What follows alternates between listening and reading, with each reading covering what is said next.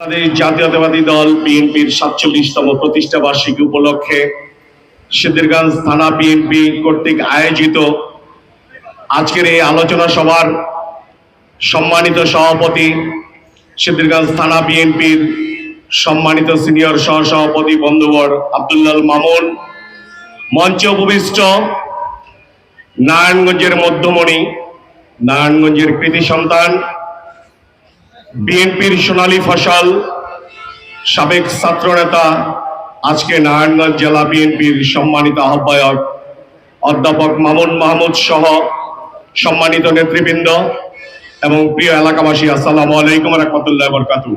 আসলে সময় স্বল্পতার কারণে আমি সবার নাম নিতে পারছি না। আজকে খুব একটা বেশি বক্তব্য দিব না, আমি ছোট্ট দুটি ঘটনা আপনাদের সামনে তুলে ধরতে চাই। আপনারা অনেকেই দাবি করতেছেন যে অধ্যাপক মামুন মাহমুদকে 4-এ হোক, 5-এ হোক, 3-এ হোক মনোনয়নের ব্যাপারে আপনারা দাবি করতেছেন। আপনারা কি একটা বিষয় খেয়াল করেছেন যে অধ্যাপক মামুন মাহমুদকে বিএনপি যখন দুঃসময় আসে, দেশের যখন দুঃসময় আসে, বিএনপি কিন্তু জনগণের পাশে দাঁড়ায়। ঠিক তদ্রূপ বিএনপির যখন দুঃসময়গুলো ছিল গত 17টি বৎসর, আপনারা কেউ বলতে পারবেন গত 17টি বৎসর জেলা বিএনপির যে কমিটি দিছে সেখানে মামুন মাহমুদের নাম ছিল না এমন একটা কমিটি দেখাইতে পারবেন? এমন একটা কমিটিও কিন্তু নাই যেখানে মামুন মাহমুদের নাম ছিল না। তার মানে মামুন মাহমুদকে কিন্তু তারেক রহমান, বেগম খালেদা জিয়া এবং সেন্ট্রালের নেতৃবৃন্দ সুনজরে আছে দেখেই তাকে জেলার দায়িত্ব দেওয়া হয়েছে। গত 5ই আগস্টের পট পরিবর্তনের পরে অনেক কথা ছিল, আমি এত কথা বলতে চাই না, শুধু খালি কিছু বিষয় আপনাদের সামনে তুলে ধরতে চাই। 5ই আগস্টের পট পরিবর্তনের পরে দখলবাজি, চাঁদাবাজি, মামলা বাণিজ্য, হামলা কোণঠাসা হইতেছিল নারায়ণগঞ্জ। তখন কিন্তু আপনারা জানেন ওই কমিটি কি কারণে বাতিল করেছিল। ডিসেম্বরের 21 তারিখ সেই কমিটি বাতিল করেছিল। ফেব্রুয়ারির 2 তারিখ অধ্যাপক মামুন মাহমুদকে আহ্বায়ক করে কমিটি দেওয়া হয়েছে। এই কমিটি এই সময় আইসা মামুন মাহমুদকে কেন দেওয়া হয়েছে এই বিষয়টা আপনাদেরকে বুঝতে হবে।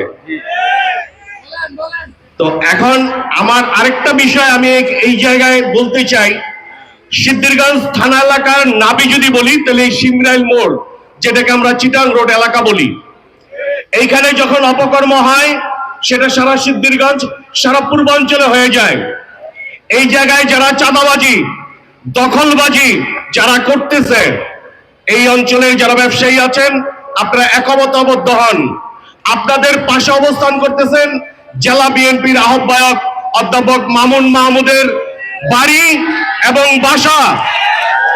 আপনারা যখনই কোনো চাঁদাবাজ যখন আপনাদের কাছে আসবে, আপনারা সবাই মিলে তাকে ধরে মামুন মাহমুদকে ফোন দেন, তার লোকজনকে ফোন দেন।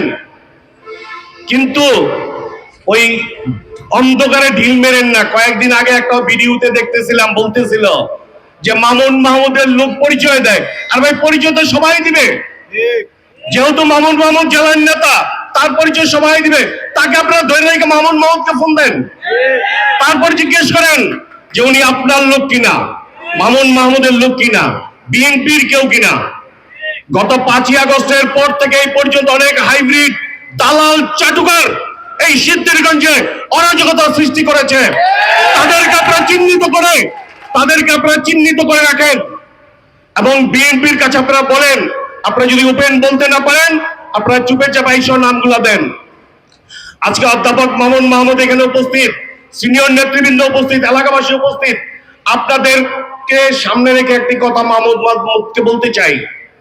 আপনাকে দেশনেত্রী বেগম খালেদা জিয়া, বিএনপির ভারপ্রাপ্ত চেয়ারম্যান, তারুণ্যের অহংকার, আগামী দিনের রাষ্ট্রনায়ক, আপনাকে একটি গুরু দায়িত্ব অর্পণ করেছে নারায়ণগঞ্জে। এই নারায়ণগঞ্জের লোকজনের ভালো মন্দ দেখার দায়িত্ব আপনার।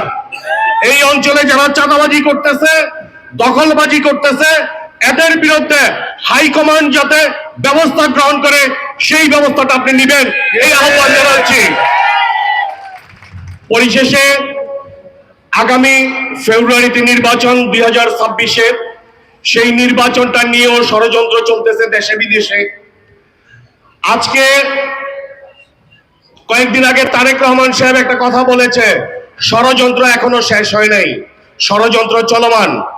আমরা যারা বিএনপি করি, যারা বিএনপি কে ভালোবাসি, এইখানে যারা আছে ম্যাক্সিমামই, অনেকে এক বেলা ঠিক মতো খেতে পারে না, মামলা হামলায় জর্জরিত, যাদের পকেটে টাকা নাই তারপরেও গিয়া কোথাও চাঁদাবাজি করতেছে না। আজকে চাঁদাবাজি কারা করতেছে সেটা আপনাকে উপলব্ধি করতে হবে। আপনি এই ষড়যন্ত্রকে মোকাবেলা করার জন্য আমাদের সবাইকে ঐক্যবদ্ধ থাকতে হবে।